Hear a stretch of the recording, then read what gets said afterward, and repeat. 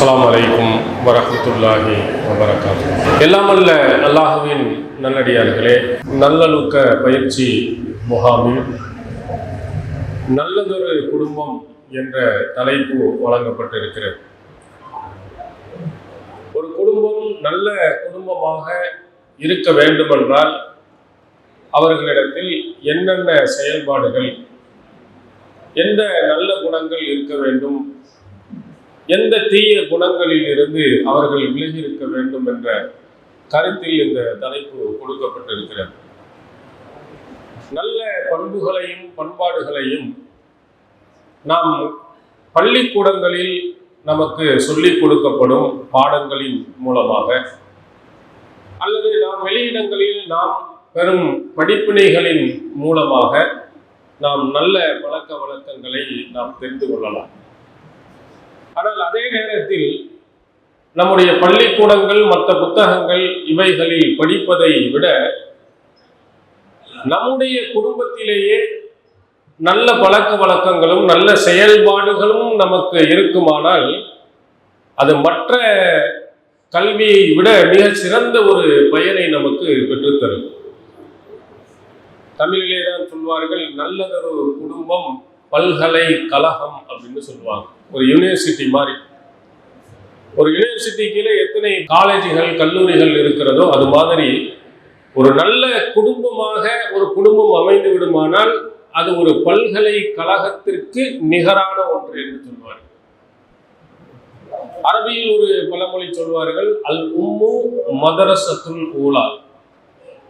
ஒரு தாய் முதலாவது பள்ளிக்கூடம் அப்படின்னு சொல்லுவாங்க. படிப்பதற்கு பள்ளிக்கூடத்திற்கு போறதுக்கு முன்னதாகவே தாய் அவள்தான் முதலாவது பள்ளிக்கூடம். அந்த பிள்ளையை நல்லொழுக்கமுள்ள பிள்ளையாக உருவாக்குவதில் மற்ற பள்ளிக்கூடங்களை விட முதன்மையான பள்ளிக்கூடம் தாய் தான். அந்த தாய் தான் இந்த குழந்தையை நல்ல முறையில் வளர்த்து அழகாக கொண்டு வருவார். அதுல முதலிடத்தை பெறுபவள் தாய் தான். வெளியிடங்களை விட குடும்பத்தில் இருக்கும் தாய்க்கு முதலிடம் கொடுக்கப்படுகிறது. அதனால்தான் நபிகள் பெருமானார் ஸல்லல்லாஹு அலைஹி வஸல்லம் அவர்கள் குழந்தையை பற்றி யாரிடத்தில் கேள்வி கேட்கப்படும்னா ஒரு பெண்ணிடத்தில் என்றுதான் சொன்னார். அல் மர்அத்து ராஹியத்துன் அலா பைத்தி ஜௌஜிஹா வ வலதிஹி. கணவனின் வீட்டுக்கும் கணவனின் குழந்தைக்கும் ஒரு பெண்மணி பொறுப்பாளி. அந்த பெண் தாய் தான் அதற்கு பொறுப்பாளி. அவதான் அந்த குழந்தையை நல்ல முறையில் கொண்டு வருவதனுடைய முதலிடம். அங்க பள்ளிக்கூடத்தை விட இந்த தாய் தான் முதலிடம். அதான் தமிழ்ல கூட அழகாக ஒரு பழமொழி சொல்வார்கள், தாயை போன்று பிள்ளை, நூலை போன்று சேலை அப்படின்னு சொல்லுவாங்க. அந்த நூல் எவ்வளவு தரமா இருக்கோ அது மாதிரி அந்த சேலையும் தரமாக இருக்கும். ஒரு தாய் எப்படி நல்லவளாக இருக்கிறாரோ அது மாதிரிதான் அந்த பிள்ளையும் இருக்கு.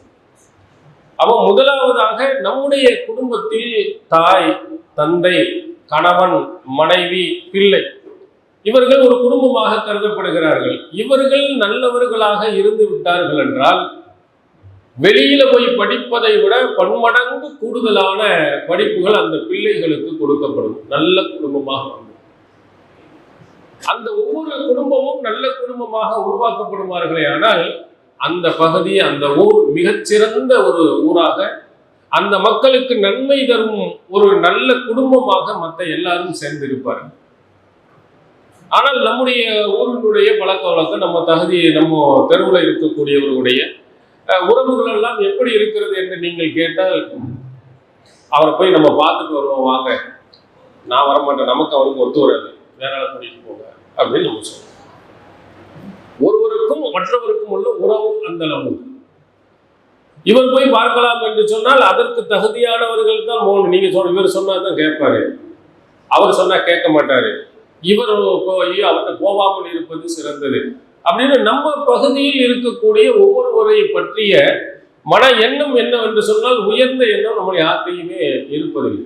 எல்லாருமே நல்லவர்களாக நல்ல குடும்பமாக இருந்தால் இது போன்ற பதில்கள் நம்மகிட்ட வராது. அப்படி இருப்பதனால் கிடைக்கும் மிகப்பெரிய நன்மை என்ன, இந்த சமூகத்தில், இந்த பகுதியில எந்த பிரச்சனைகள் வந்தாலும் அவர்கள் கவலை கொள்ள வேண்டியதில்லை. ஏன்னா எல்லா மக்களும் நன்மக்கள், அவர்கள் உதவி செய்து அவர்களை நல்வழிப்படுத்திடுவாங்க. இதுக்கு நபிகளாருடைய காலத்தில் இருந்த யமன் பகுதியில் இருந்து மதீனாவுக்கு வந்த ஒரு குடும்பத்தினர், அஷ்அரீன் என்று சொல்லக்கூடிய குடும்பத்தினர். இந்த குடும்பத்தினர்களை பற்றி நபி ஸல்லல்லாஹு அலைஹி வஸல்லம் ரொம்ப புகழ்ந்து சொல்லியிருக்கிறாங்க. ஒரு விஷயத்தை சேர்த்தே குறிப்பிட்டு, அவங்க யமன்ல இருந்து இஸ்லாத்தை ஏற்று மதீனாவுக்கு வந்த பிறகு மதீனாவில் அவர்களுக்கு ஏதாவது சிக்கல், பொருளாதார இழப்பு, உணவு இழப்பு, கஷ்டம், பஞ்சம் அப்படின்னு ஏதாவது வந்துட்டா அந்த சமூகத்தினர்கள், இந்த அஷாரின் கூட்டத்தினர் இருக்கக்கூடிய அந்த சமூகத்தினர்கள் ஜமாவு மாக்கான இந்த அவர்களிடத்தில் இருப்பதை எல்லாம் கொண்டு வந்து ஒன்று சேர்த்து விடுவார்கள். பசி பட்டினை என்று வந்தா பணக்கார ஏழை எல்லாரும் அவங்க வீட்டில் இருக்கும் உணவுகளை எல்லாம் கொண்டு வந்து மொத்தமாக கொண்டு வந்து கொட்டிடுவாங்க. கொண்ட பிறகு என்ன செய்வாங்க? சும்மா எத்த சமூகம் ஒரு பாத்திரத்துல சமமாக எல்லாரும் பிரித்து எடுத்துக்கொள்வார்கள். அப்ப யாரு எவ்வளவு கொண்டு வந்திருப்பா? பணக்காரனா இருக்கும் பல மூட்டை அரிசிகளை கொண்டு வந்து கொட்டுவான். நடுத்தரவோ ஒரு முட்டை 2 முட்டையை வந்து கொட்டுவான். 1 கிலோ 2 கிலோ ஒருத்தன் கொண்டு வந்து கொடுப்பான். நிறைய பேர் ஒண்ணுமே இல்லாமல் வருவான். ஆனா வந்த பிறகு அத்தனையும் ஒன்றாக கொட்டி விட்டு எல்லாருக்கும் சமம், எல்லாருக்கும் 25 கிலோ 20 கிலோ 100 கிலோ கொடுத்தவனா இருக்கட்டும், 500 கிலோ கொண்டு வரா இருக்கட்டும், ஒண்ணுமே கொடுக்காதவனா இருக்கட்டும், மொத்தத்துல எவ்வளவு இதை பங்கு இல்லான்னு கணக்கு போட்டு சமமாக பிரித்துக் கொள்வார்கள். இதை நபிகளார் தன் வாயால் சொல்லிவிட்டு சொன்னார்கள், ஃபஹும் மின்னி வான மின்ஹும், அவர்கள் என்னை சார்ந்தவர்கள், நான் அவர்களை சார்ந்தேன். அந்த உயர்ந்த பண்பாட்டுக்கு நபிகளாரினுடைய அங்கீகாரம். இது மாதிரி நம்ம பகுதி, ஒரு தமிழகத்திலேயே ஒரு சின்ன ஒரு பகுதி தான் அக்ரஹாரம். இந்த அக்ரஹாரத்தில் இருக்கும் கிளையில் உள்ள எல்லா மக்களும் அந்த நல்ல எண்ணத்துடன் அவர்களுக்கு இருந்தால், கொரோனா அப்படின்னு ஒரு சூழ்நிலை வந்தால் என்ன செஞ்சிருப்பாங்க? எல்லாரும் வாங்க, யார் ஏழையா இருக்கிறாங்க, யார் கஷ்டப்படுறாங்க, அவங்களெல்லாம் ஒன்றா வந்து அவங்களுக்கு என்னென்ன தேவை இருக்கு, நம்மள்கிட்ட மற்றவங்கள்ட்ட எல்லாம் எல்லாம் இருக்கு, எல்லாரும் மொத்தமாக ஒரு குறிப்பிட்ட பணத்தை கொடுங்க, இந்த மாதிரி ஏழைகளுக்கு ஒரு மாதம் அவங்களுக்கு செலவுக்கு பணம் கொடுக்கலாம், அல்லது உணவு முக்கியமாக இருக்குமானால் அரிசி பருப்பு அதுக்கு தேவையானதை பிரித்து கொடுப்போம் அப்படின்னு முடிவு. இப்படி பண்ணினால் ஒரு நல்ல குடும்பம், நல்ல ஒரு சமூகம். இந்த பகுதியில் எந்த பிரச்சனைகள் வந்தாலும் அவர்கள் கவலைப்பட வேண்டிய தேவையில்லை. எல்லா மக்களும் நல்ல மக்கள், எல்லா மக்களும் தங்கள் அடுத்தவர்களை புரிந்து கொண்டவர்கள். இப்படி உருவாக்கப்பட வேண்டும். நபிகளார் சொன்னார், அல் முஸ்லிமு அஹுல் முஸ்லிம், ஒரு முஸ்லிம் இன்னொரு முஸ்லிமுக்கு சகோதரன், சொந்த அண்ணன் தம்பி மாதிரி அவர்கள் நினைத்து நடக்க வேண்டும் என்று நபி ஸல்லல்லாஹு அலைஹி வஸல்லம் அவர்கள் சொன்னார். ஒரு நல்ல குடும்பமாக சொந்த குடும்பத்திலும் இருக்க வேண்டும், அதே மாதிரி கொள்கை சார்ந்த சகோதரர்கள் இடத்திலேயும் அப்படி இருக்க வேண்டும். இது நல்ல குடும்பத்துக்கு ஒரு உதாரணம். சொந்த பந்தம் நம்ம பகுதி மட்டுமல்ல, வெளியில் இருந்து ஈமானுக்காக, கொள்கைக்காக, உறவுகளுக்காக கஷ்டப்படுகிறான், சிரமப்படுகிறான்னா அதுல உதவி செய்வதில் முதலிடமாக இருந்தால் ஒரு சிறந்த ஒரு குடும்பம். நபிகளார் மக்காவிலிருந்து மதீனாவுக்கு போகும்போது உடுத்திய துணியோடு தான் போனாங்க. யாருக்கும் எந்த பொருளாதாரமும் இல்லை. பயந்து போனவர்கள், மக்காவில் வாழ முடியவில்லை என்பதற்காக போனவர்கள். அங்க போனவுடன் அந்த குடும்பத்தின் ஒற்றுமையும் அந்த உதவி செய்யும் பண்பாடையும் நம்ம ரொம்ப மிகைக்க வைக்கிறப்பெல்லாம் இங்கெல்லாம் நீங்க பார்க்கவே முடியாது. நபிகளார் அதையும் அழகா சொன்னாங்க. அன்சாரிகள் எப்படி குறைஞ்சு போயிடுவாங்கன்னா, கல்மில் சித்தா, உணவில் உப்பு மாதிரி குறைஞ்சிடுவாங்க. உப்பு எவ்வளவு போறோம் ஒரு சோத்துக்கு? ஒரு சின்ன அளவு. அதை இப்பவும் குறைக்க சொல்லிட்டாங்க. பிபியா, உப்பை தொற்றாத சொல்றாங்களா? பிபி உப்பு நல்லா அள்ளி சாப்பிடலாமா? உப்பு குறைச்சிருங்க.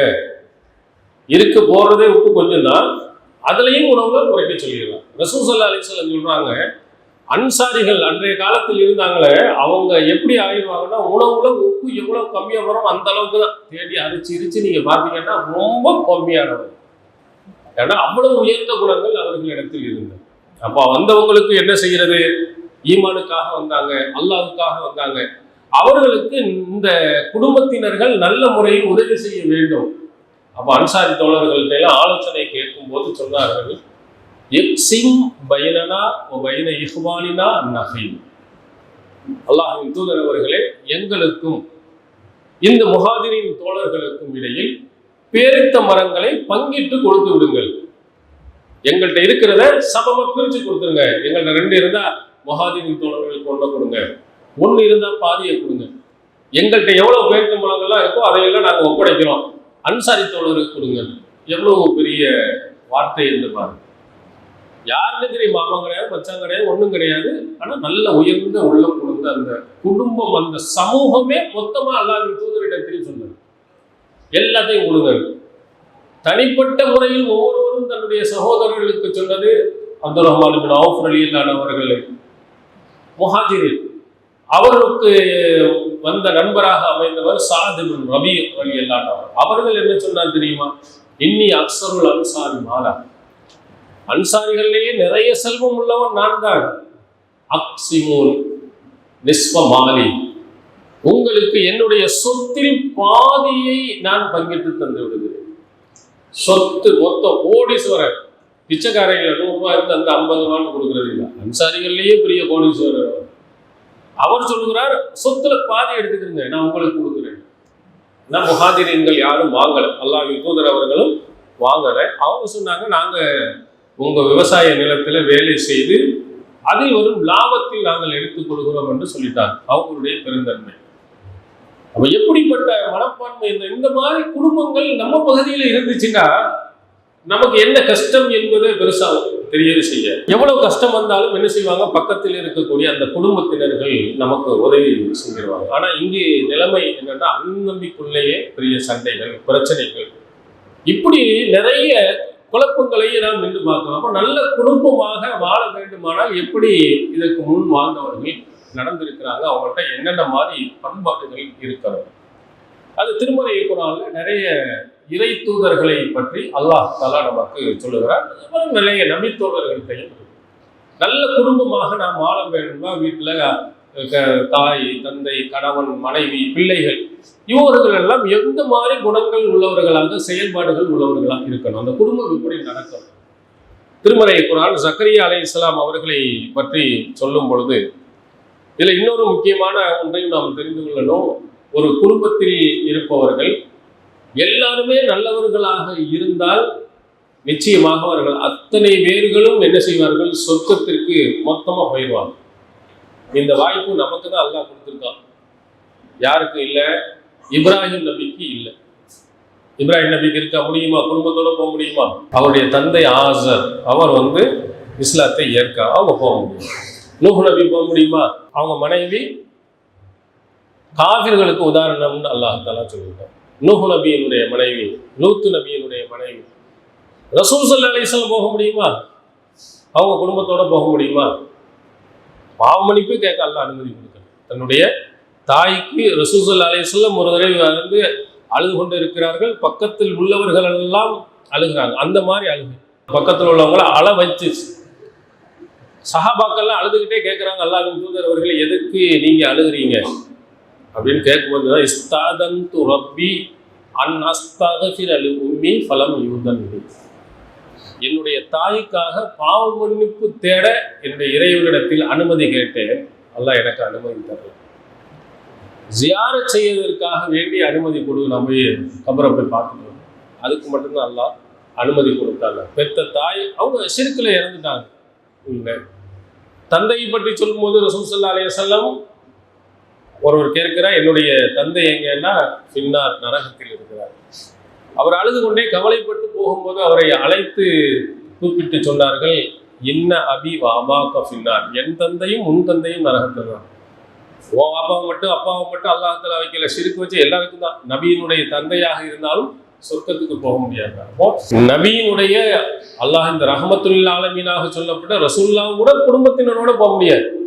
அவங்க மகளோட போகலாம், அவங்க மனைவிகளோட போகலாம், அம்மா அப்பாவோட போக முடியும். ஆனா நமக்கு பிள்ளைகள், நம்முடைய குடும்பத்தினர்கள், தாய் தந்தை, மனைவி எல்லாரையும் நம்ம தௌஹீதின்படி உருவாக்கி விட்டு செயல்படுத்தினோம்னா அல்லாஹ் தஆலா நமக்கு அதை கொடுப்போம். நமக்கு அந்த ஒரு வாய்ப்பை அல்லாஹ் தஆலா இந்த உலகத்தில் வைத்திருக்கிறார்.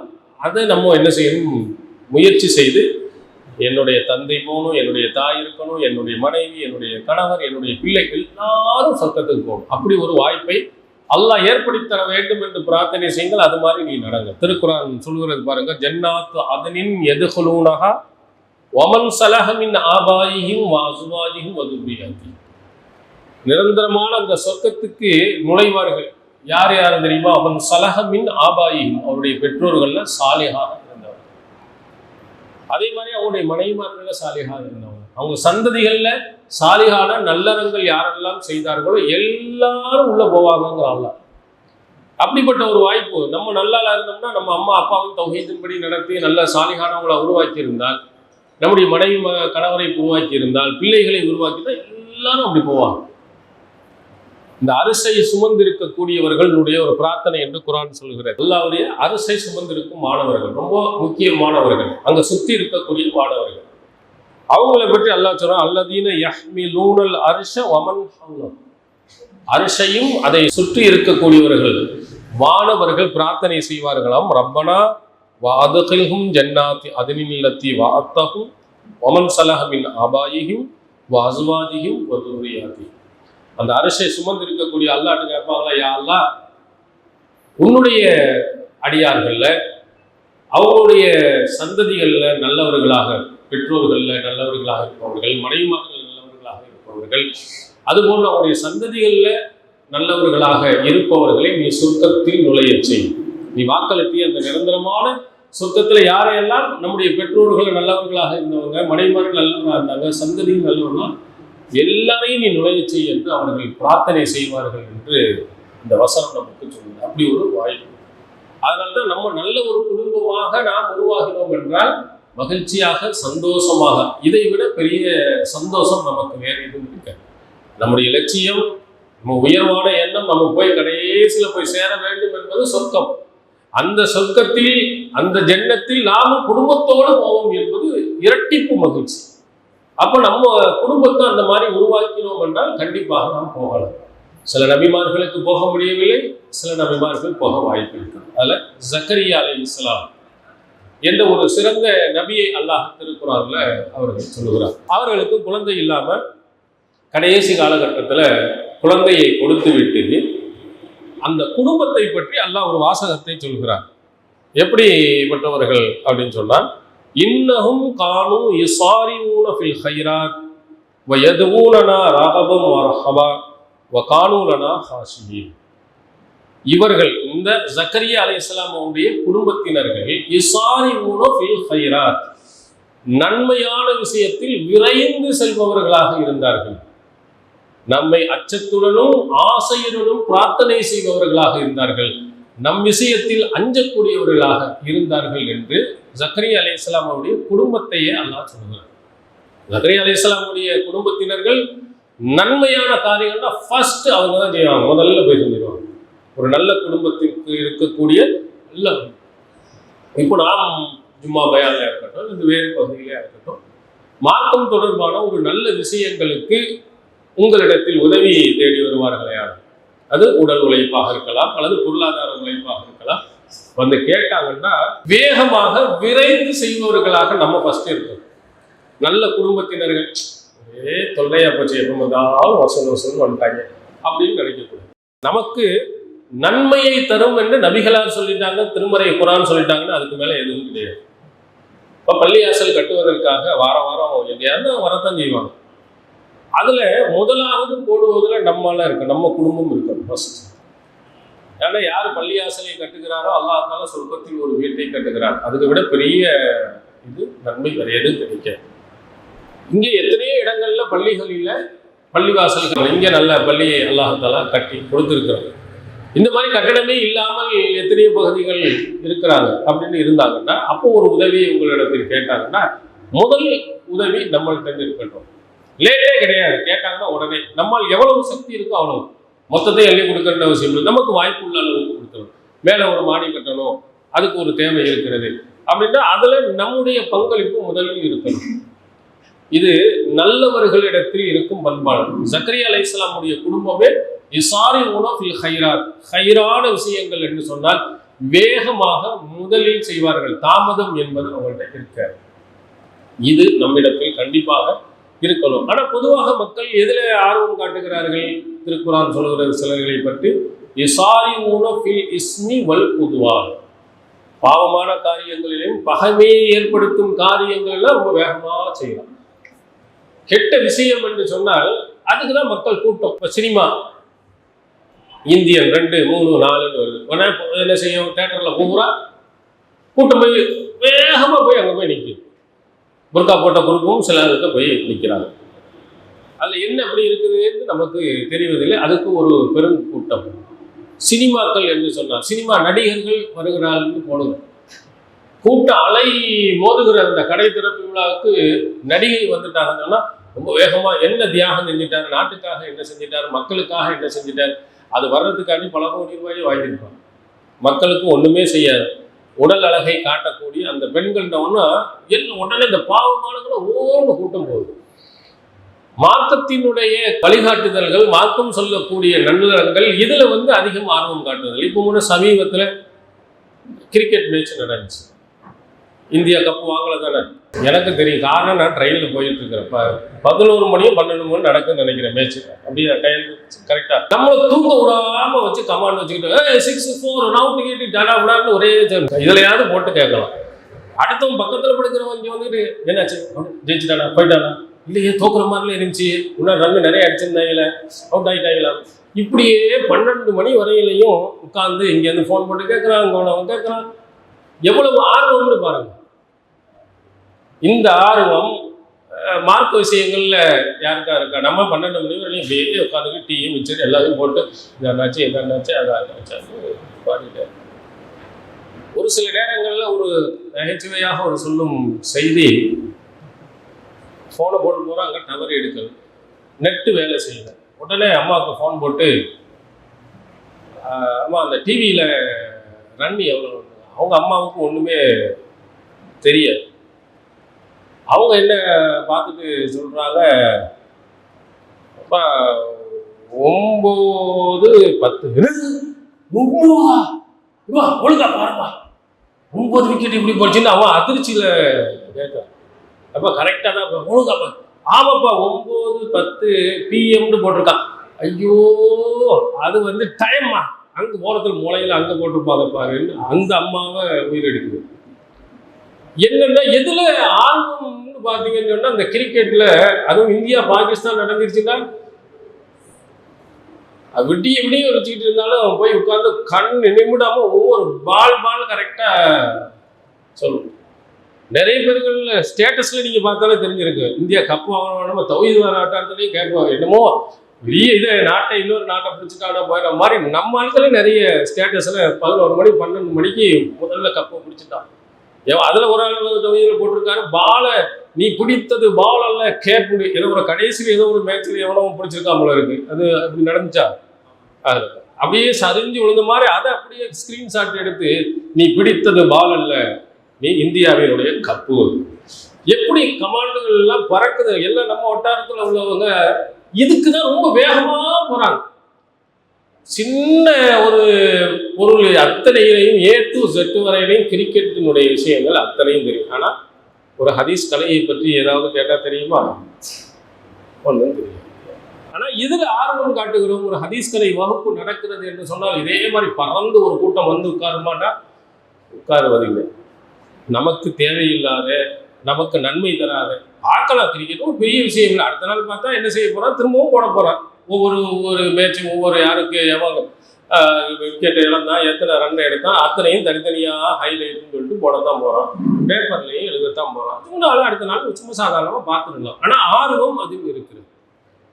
அப்போ நபிமார்கள் அந்த நல்ல குடும்பத்துக்கும் இங்கே உள்ள குடும்பத்துக்கும் ஒன்று என்னன்னா, இந்த மாதிரி விஷயங்கள் நம்முடைய குடும்பத்தினர்கள் என்ன செய்கிறாங்க, கிரிக்கெட்டில் அது இல்லாத மற்ற விஷயங்கள் ஆர்வத்தை காட்டுகிறார்கள். ஆனால் அவர்கள் நன்மையான விஷயத்தில் ஆர்வம்.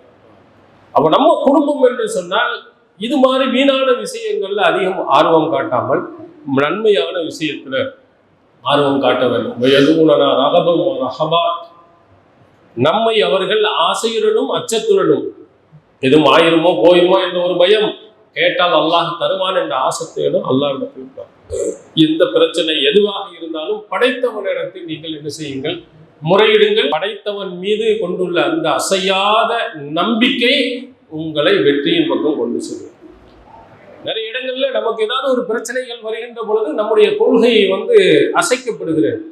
இப்படியெல்லாம் இருந்தால் நமக்கு சரிபட்டு வராது. ஒரு நம்ம வியாபாரம் செய்கிறோம், தொழில் செய்கிறோம், அதுல பொய் பேசினாத்தான் நடக்கும் அப்படிங்கிறத என்ன செய்யறோம், ஒரு சில இடங்கள்ல நாம் உண்மையை பேசும் பொழுது அதுல ஏற்படக்கூடிய இழப்புகள் நம்மளை அங்க கொண்டு வந்து அசைத்துக்காங்க. அந்த நேரத்துல படைத்த இறைவன் மீது நம்பிக்கை வையுங்கள், உறுதியான நம்பிக்கை வையுங்கள், கண்டிப்பாக நீங்கள் வெற்றி அடைகிறீர்கள். நபிமார்களுடைய வரலாறுகள்ல மூசா நபியினுடைய வரலாறுல அழகான ஒரு பாயிண்ட் அல்லாஹ் சொல்றான். ஃபிரௌனுடைய கூட்டம் துரத்தி கொண்டு வருகிறது. மூசா அலைஹிஸ்ஸலாம் அவர்கள் பனி இஸ்ராயீலோடு போய் கொண்டு இருக்கிறாங்க. இடையில கடல் குறுக்கிடுகிறது. திரும்பினா ஃபிரௌன்கிட்ட மாட்டிக்கிறோம். உள்ள போனோம்னா கடல்ல விழுந்து நம்ம சாவோம். என்ன சூழ்நிலை, நெருக்கடி வந்து விட்டோம். ஃபலம்மா தரால் ஜம்ஆன், ரெண்டு கூட்டத்தினர்களும் ஒருவருக்கு ஒருவர் பார்க்குறாங்க. அவ்வளவு பக்கத்தில் வந்துட்டாங்க. காலா சஹாபு மூசா இன்னால முதுரக்கும், மூசாவின் கூட்டத்தினர்கள் மூசாவோட வந்தவங்க நல்லா மாட்டிக்கொண்டோம், முடிஞ்சு கதை முடிஞ்சு போச்சு, இங்கிட்டு போனால் தற்கொலை பண்ண வேண்டியது இல்லைன்னா அங்கே கொலமான் அப்படின்னு சொல்லி கொண்டு இருக்கும்போது கல்லா மூசா நபி சொன்னா இல்லை, இன்ன ரப்பி சயஹ்தீன், என்னுடைய இறைவன் எனக்கு வழிகாட்டுவான். அந்த நம்பிக்கை அல்லாஹ்ட்ட கேட்டா கண்டிப்பாக அல்லாஹ் தஆலா இதற்கு ஒரு வழியை காட்டுவான். யாரும் கற்பனையே செய்துவிட முடியாத ஒரு அற்புதத்தை அல்லாஹ் அங்கே செஞ்சு காட்டினான். உடைய கைத்தறியை அணிந்தவுடனே அது என்ன செய்கிறது, பல வழிகளாக பிரிந்தது. அங்கே போய் என்ன செஞ்சாங்க. அப்போ நாம் நிக்கட்டான ஒரு சூழ்நிலையில் வரும் பொழுது அல்லாஹ் கிட்ட கேட்டு பார்ப்போம் அப்படின்னு நீங்க கேட்காதீங்க. அல்லாஹ் தருவான் என்ற நம்பிக்கையோடு கேட்கும்.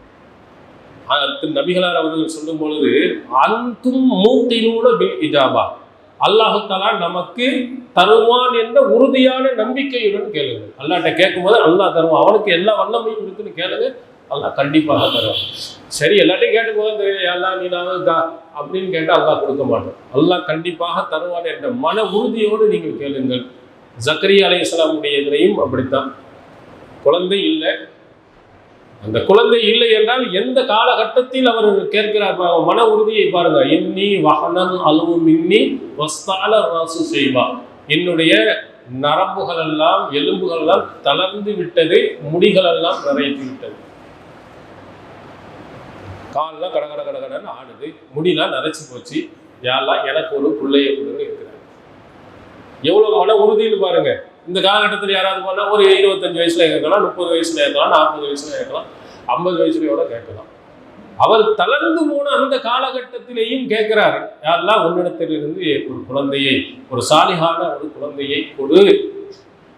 அல்லாஹ் அந்த நம்பிக்கைக்கு மன உறுதிக்கு அல்லாஹ் தஆலா ஒரு குழந்தையை கொடுக்குறான். அவனே பெயர் சொல்லி கொடுக்குறான், யஹ்யா என்ற பெயரை. அந்த பெயரை அது வைக்கப்படுகின்ற காலம் வரையில உலகத்தில் எவனும் வைக்காத ஒரு பெயர்.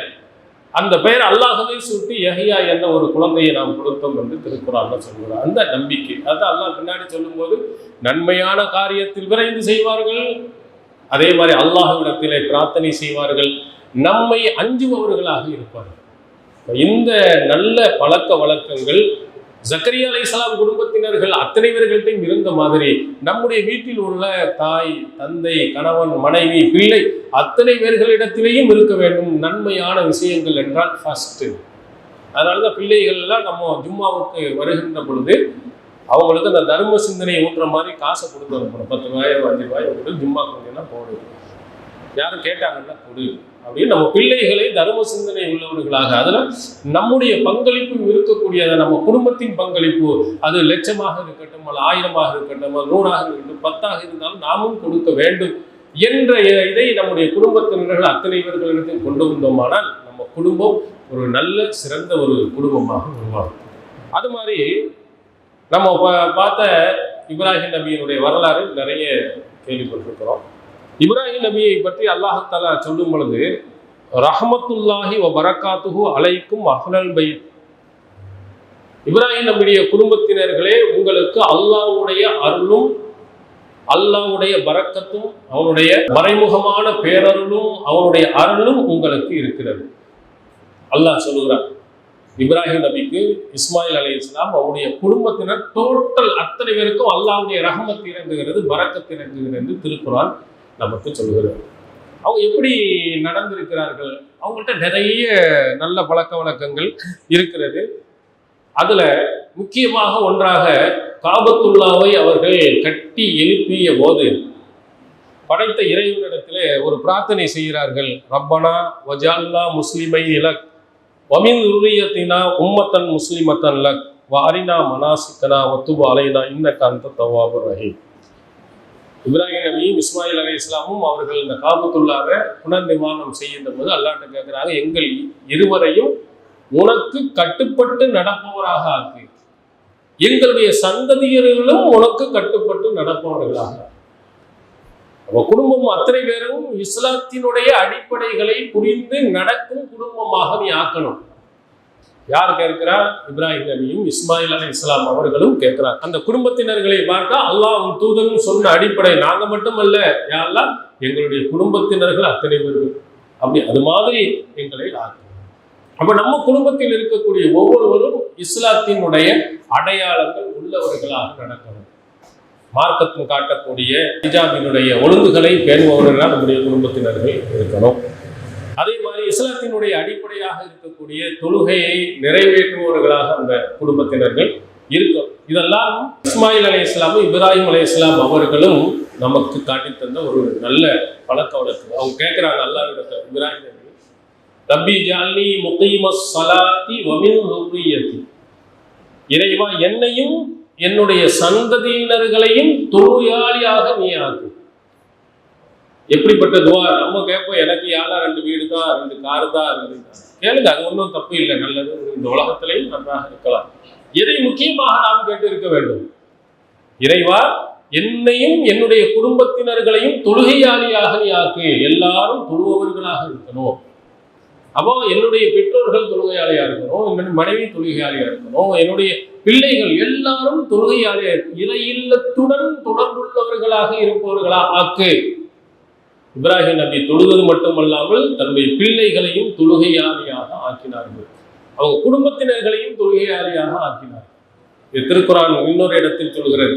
இப்ராஹிம் நபியுடைய பிள்ளையை பற்றி, இஸ்மாயில் அலைஹிஸ்ஸலாம் அவர்களை பற்றி சொல்லும்போது அல்லாஹ் தஆலா சொல்கிறார், வதுகுர் ஃபீ கிதாபி இஸ்மாயில் இன்னஹு கான சாதிக்கல் வாதி வகான ரசூலன் நபியா வகான யஅமுரு அஹ்லஹு பிஸ்ஸலாத்தி வஸ்ஸகாத் வகான இன்த ரப்பிஹி மர்தியா.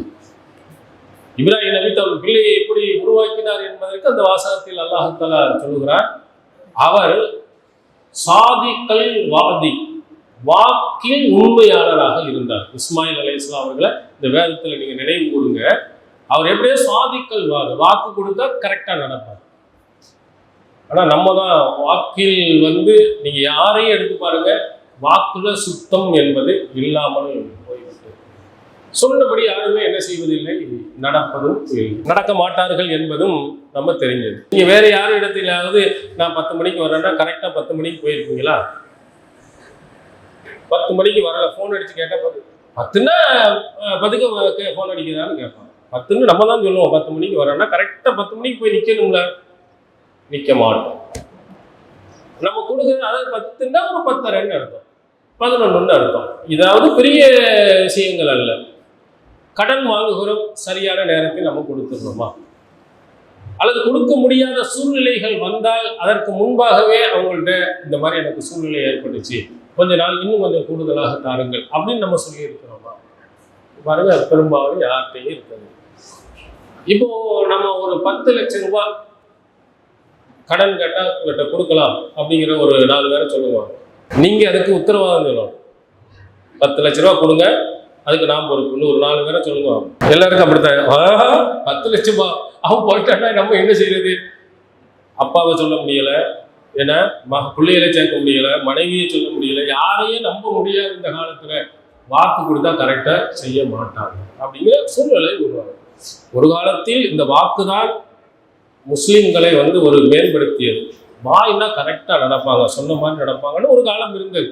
இப்போ பாய் கடைக்கு போயிடாது, அவன் தான் ப்ராட் பாய்லாம் இருக்கிறான், ஏன்னா அந்த கந்தசாமி குப்புசாமி கடைக்கு போ அப்படின்னு சொல்லும் அளவுக்கு நம்ம மாறிட்டோம். அப்போ கவனத்தில் இல்லாமன்னா இஸ்மாயில் அலைஹிஸ்ஸலாமை எப்படி உருவாக்கினாங்கன்னா, கால சாதிக்கல் வாதி, வாக்கில் உண்மையாளராக திகழ்ந்தார். அப்படி சொன்னார்னா அப்படி கரெக்டா இருந்தார்.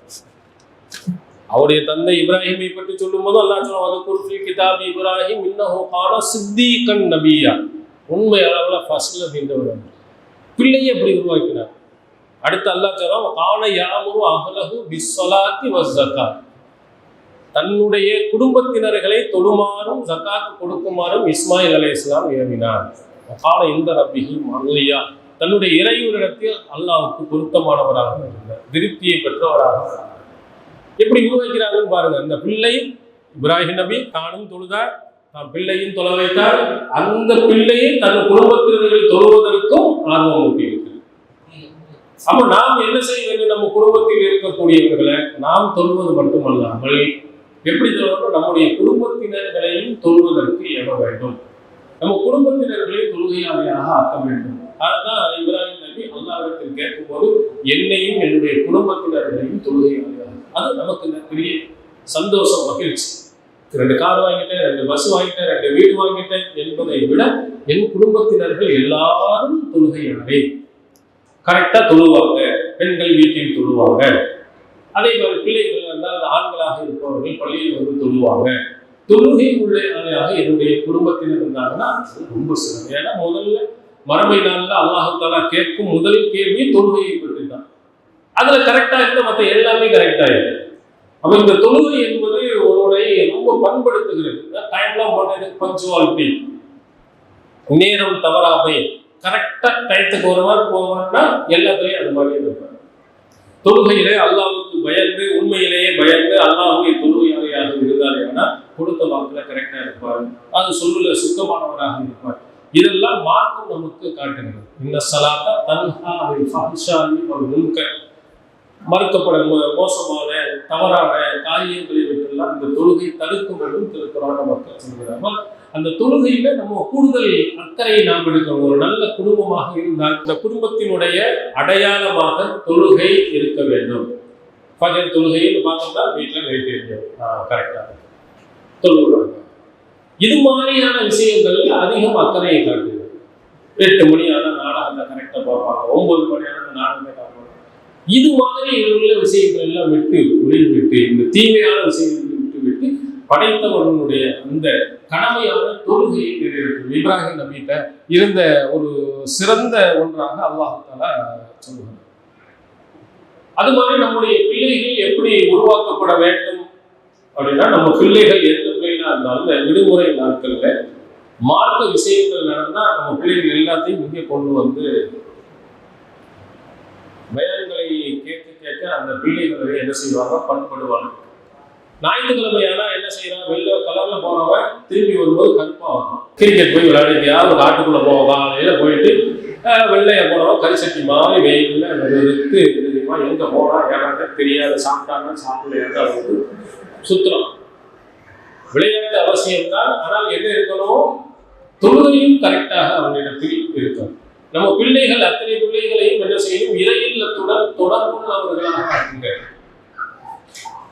வெளியே போய் விளையாட போனாலும் 12-25 மாதம் சொல்லிடுவாங்க. லுகருக்கு போகணும்னா அவன் டக்குன்னு அவன் வயிற்றுல இருக்கணும் படாம ஓடிக்கணும். தொழில் முடிச்சுட்டு விளையாட போகலாம். அடுத்து அசம் தொழிலாளர்கள் அம்மா திட்டுவாங்க, அப்பா திட்டுவாங்க, நம்ம கண்டிப்பா தொழுவணும் அப்படிங்கிற எண்ணத்தை அவர்களிடத்தில் உருவாக்கும். இறையில்லத்துடன் அவர்களுடைய தொடர்பை ஏற்படுத்துங்கள். நபிகள் அவருடைய காலத்தில் இருந்த நபி தோழர்கள் அது மாதிரி இறையில்லத்துடன் தொடர்பு இருக்கிறார். ரசூல் ஸல்லல்லாஹு அலைஹி வஸல்லம் சொன்னாங்க, மறுமை நாளில் சூரியன் ஒரு மைல் பக்கத்துல வந்துடும். அந்த கடும் வெயிலில் இருந்து பாதுகாப்பு பெறக்கூடிய 7 நபர்கள்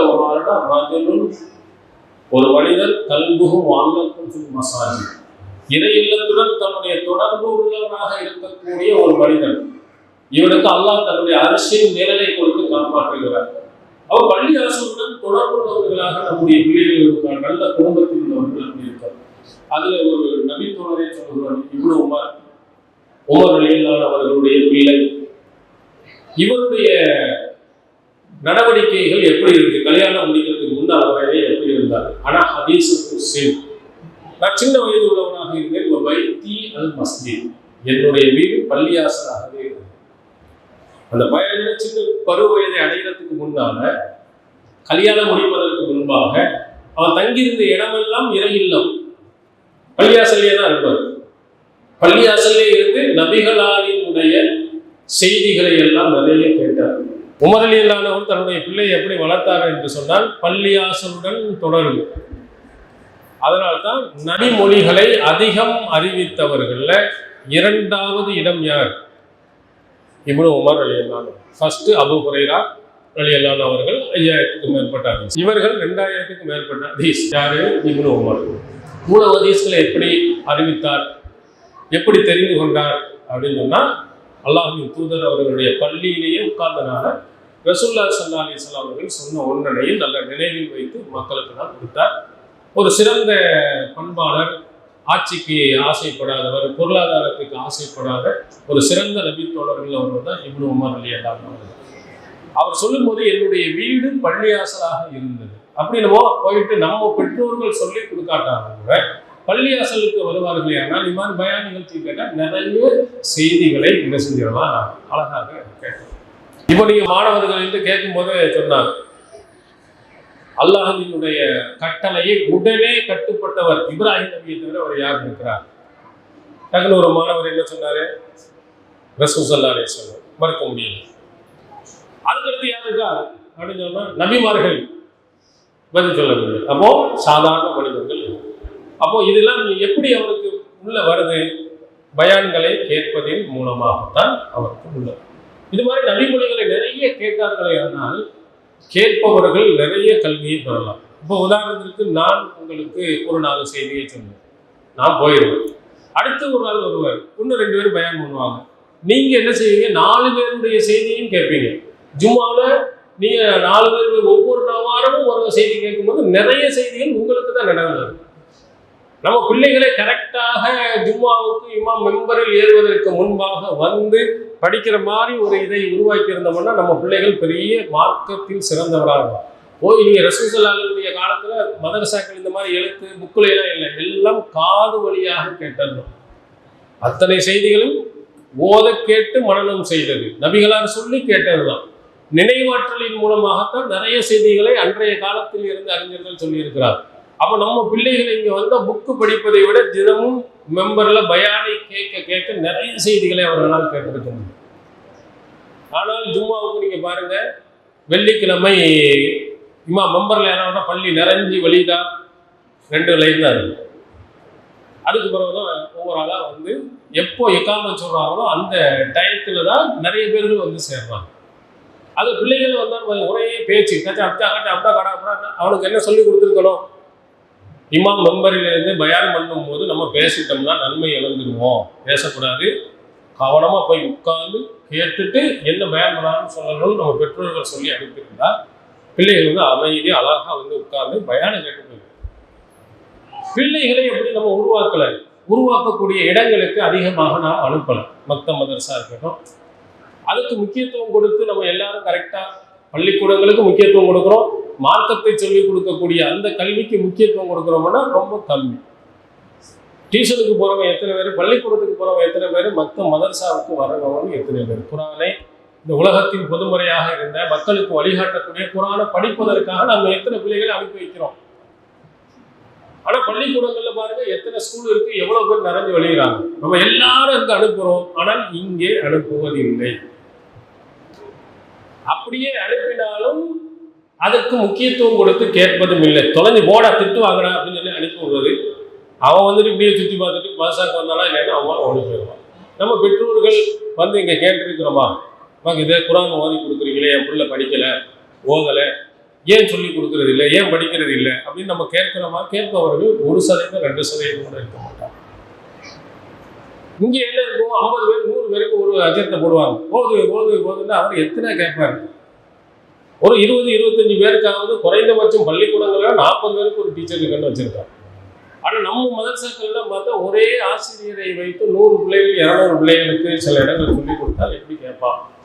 அப்போ நம்ம வந்து குறைந்தவர்களுக்கு ஆசிரியர்களை அதிகப்படுத்தி அவங்களுக்கு குரானை ஓதி கொடுக்கணும், கேட்க வேண்டும், அவனை நல்லா படிக்க வைக்கணும். குறைந்தபட்சம் 1 வருஷம் முடிஞ்சிட்டா குரானை சரளமாக ஓத தெரிஞ்சிருக்கணும். ஒரு 30 ஜுஸாவது 30வது ஜுஸாவது மரணத்தில் இருக்கணும். அப்படி எல்லாம் நாம் என்ன செய்யல, ஆர்வப்படலை, கேட்கல. பள்ளிக்கூடங்களுக்கு காட்டும் ஆர்வம் இங்கே காட்டப்படவில்லை. ஒரு இஸ்லாமிய குடும்பமாக இருந்தால் அந்த குடும்பத்தில் ஒவ்வொருத்தரும் உங்கள் அம்மாவுக்கு குரானுவா தெரியுமா தெரியும், அப்பாவுக்கு தெரியுமா தெரியும், கணவனுக்கு தெரியுமா தெரியும், மனைவிக்கு தெரியுமா தெரியும், பிள்ளைக்கு தெரியுமா தெரியும்.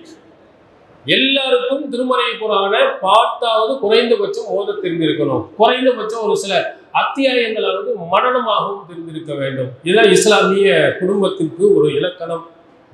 நபிகளாருடைய காலத்துல அந்த நபித்தோழர் இப்னு உமர் ரலியல்லாஹு அவர்கள் அவ்வளவு செய்திகளை 2000க்கும் மேற்பட்ட நபிமொழிகளை மனதில் வைத்து அடுத்தவர்களுக்கு எடுத்து சொல்லியிருக்கிறார். அங்கே பார்த்தீங்கன்னா அவருடைய அறிவு எப்படி உருவாக்கப்படுகிறது அப்படின்னு சொன்னா, ரசூல் ஸல்லல்லாஹு அலைஹி வஸல்லம் ஒரு தடவை கேட்கிறாங்க, இன்ன மின ஷஜரத்தி ஷஜரத்துன் லா யஸ்குத்து வரக்குஹா. மரத்தில் ஒரு வகை மரம் இருக்கிறது, அதனுடைய இலைகளை அது புதிர்ப்பதில்லை. இது முஸ்லிமுக்கு உதாரணம். ஹத்திசூனி மாஹிய, அந்த மரம் எது என்பது எனக்கு தெரியப்படுத்துங்கள் நபிகளார் எல்லாரும் அபூபக்கர் உமர் போன்றவர்களாம் அமர்ந்திருக்கும் அவையில் கேட்டார். யாருக்கும் தெரியும். இலையில் உதிர் காலம் என்று நாம் படித்திருக்கிறோம். வெயில் காலத்துல எல்லா இலைகளும் வந்து ஒரு குச்சியா நிற்கும், மழை காலம் வந்தாலும் துளிரும். ஆனா இலையே உதிர்க்காத என்ன மரம்?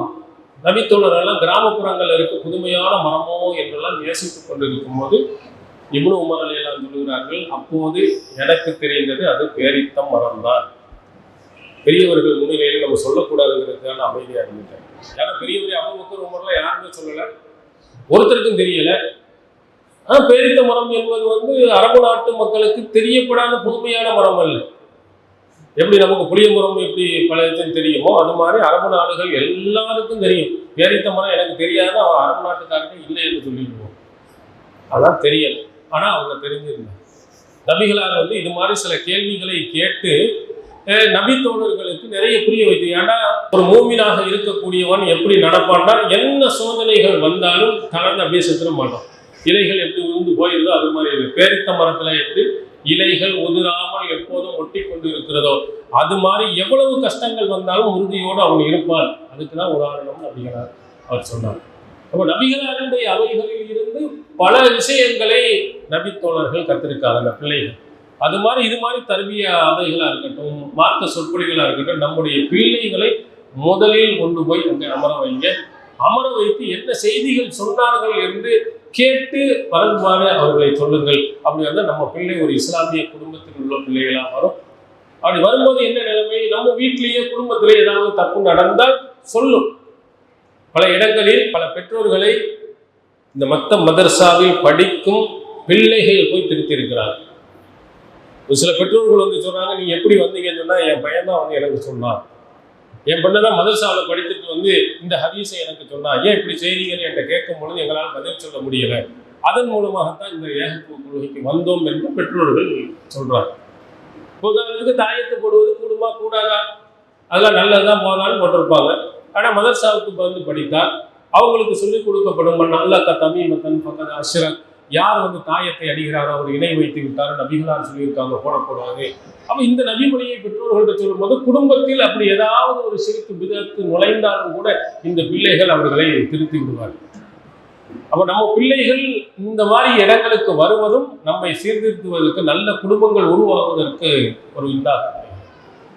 நபிகளார் ஸல்லல்லாஹு அலைஹி வஸல்லம் அவர்களுடைய காலத்தில் இப்னு உமர் ரலியல்லாஹுடைய காலத்துல அவங்களுடைய பிள்ளைகள், அந்த பிள்ளையில பிலால் அப்படின்னு ஒரு பிள்ளை, இப்னு உமருக்கு ஒரு பிள்ளை இருந்தார். இப்னு உமர் அவர்கள் சொன்னாங்க, பெண்கள் பள்ளியாசலுக்கு வந்தால் அவர்களை தடுக்காதீர்கள். லா தம்னவு இமா அல்லாஹி மசாஜித் அல்லாஹ், பள்ளியாசலுக்கு பெண்கள் வருவதை தடுக்காதீங்க அப்படின்னு நபிகளார் அவர்கள் சொன்னார்கள் செய்தியை சொல்றாங்க. அவருடைய மகன் பிலால் என்ன செய்கிறாருன்னா, நாங்க கண்டிப்பாக இந்நாள் நம்னவு வல்லாஹி அல்லாஹ்விய சத்தியமாக அவங்க வந்தாங்கன்னா தடுப்போம். அவர் பிள்ளை நபி ஸல்லல்லாஹு அலைஹி வஸல்லம் அவருடைய சொல்லை சொல்லுகின்ற போது அவர் பிள்ளை எதிர்த்து பேசுறார். உடனே வந்தது கோபம்.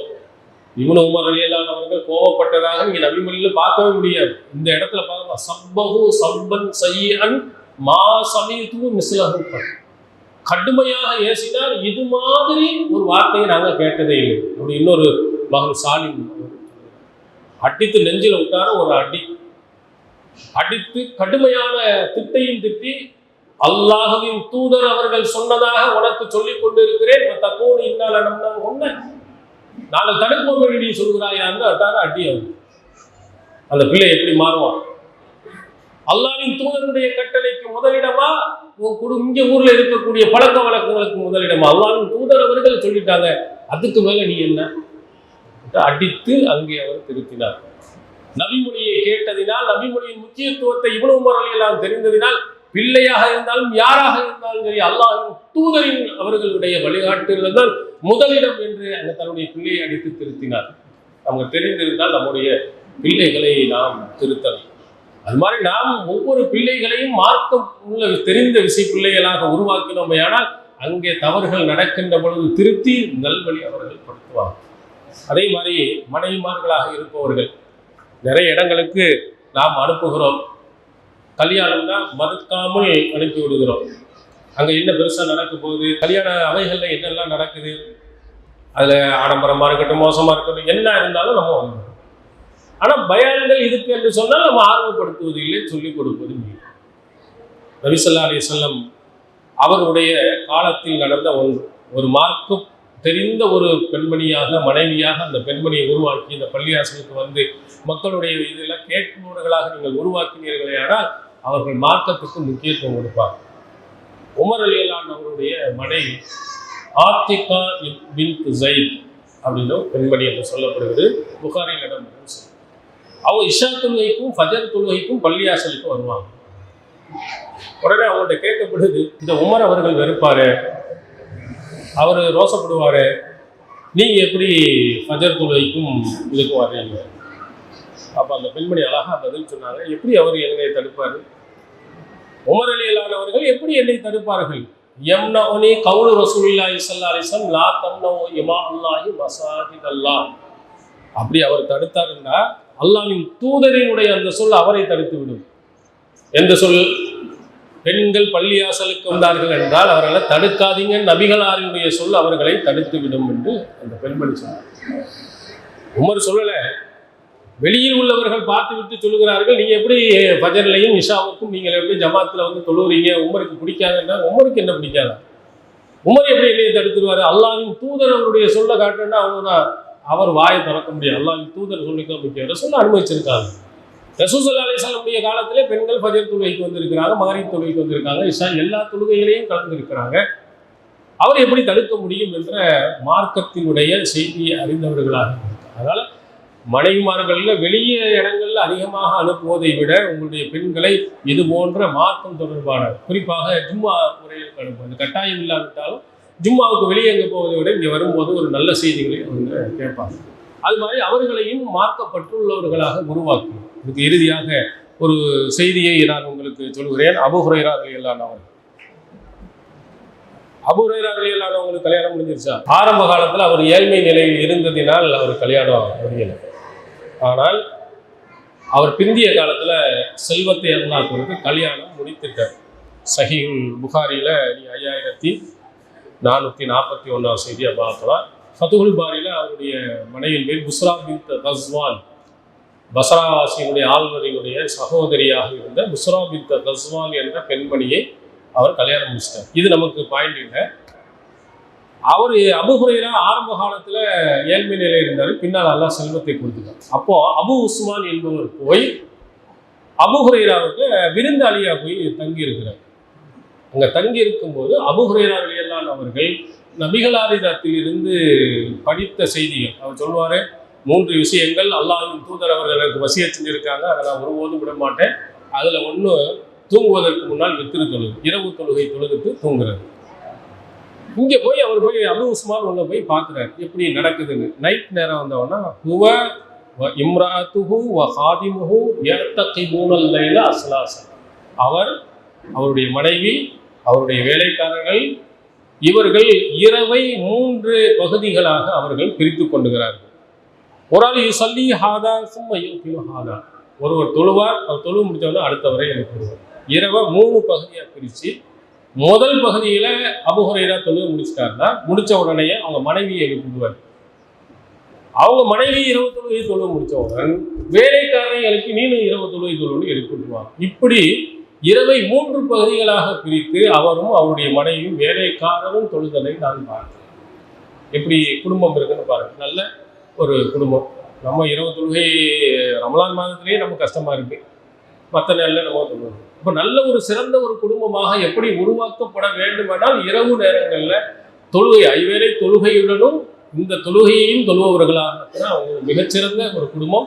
அபூ ஹுரைரா ரலியல்லாஹு அவர்கள் என்ன செஞ்சிருக்கிறாங்க, தான் மட்டும் தொழுவது இல்லாமல் தன்னுடைய மனைவியையும் அது மாதிரி உருவாக்கியிருக்கிறாங்க. கூடுதலான இபாதத்துகள்லையும் ஈடுபடக்கூடியவர்களாக தன்னுடைய மனைவியை என்ன செஞ்சிருக்கிறாங்க, ஆக்கியிருக்காங்க. பெரிய பணக்கார குடும்பம், ஒரு பஸ்ராவினுடைய ஆளுனுடைய சகோதரி அப்படிங்கிறதுக்காக வேண்டி என்ன செய்யலை, அவங்க நான் தொழ மாட்டேன் தூங்கிட்டு தான் இருப்பேன் இல்லை, மார்க்கத்துக்கு அவங்க அடிபணிந்து மார்க்கத்தினுடைய அந்த வணக்க வழிபாடுகளில் அதிகமாக அந்த மாதிரி என்ன செய்ய வேண்டுமானால் நம்முடைய குடும்பத்தினர்கள் மார்க்கம் தொடர்புள்ள அத்தனை எல்லாருமே, தாய் தந்தை கணவன் மனைவி பிள்ளைகள் எல்லாருமே இபாதத்துகளில் அதிகமாக ஈடுபடுபவர்களாக நாம் இருப்போமையானால் ஒரு நல்ல குடும்பமாக இருந்து அந்த சமூகத்தையே மிக முக்கியமாக சீர்திருத்தக்கூடியதாக அமையும். எல்லாம் அல்லாஹ் நாம் அனைவர்களையும் மார்க்கம் காட்டி தந்த அந்த வழிமுறையில் நாம் குடும்பத்தினர் அனைவரும் இருக்க அல்லாஹ் அருள் புரிவானாக. இஸ்லாம் மற்றும் சமுதாய செய்திகளை அறிந்து கொள்ள தமிழ்நாடு தௌஹீத் ஜமாஅத் யூடியூப் பக்கத்தை உடனடியாக சப்ஸ்கிரைப் செய்து கொள்ளுங்கள். மேலும் பெல் பட்டனையும் கிளிக் செய்து கொள்ளுங்கள்.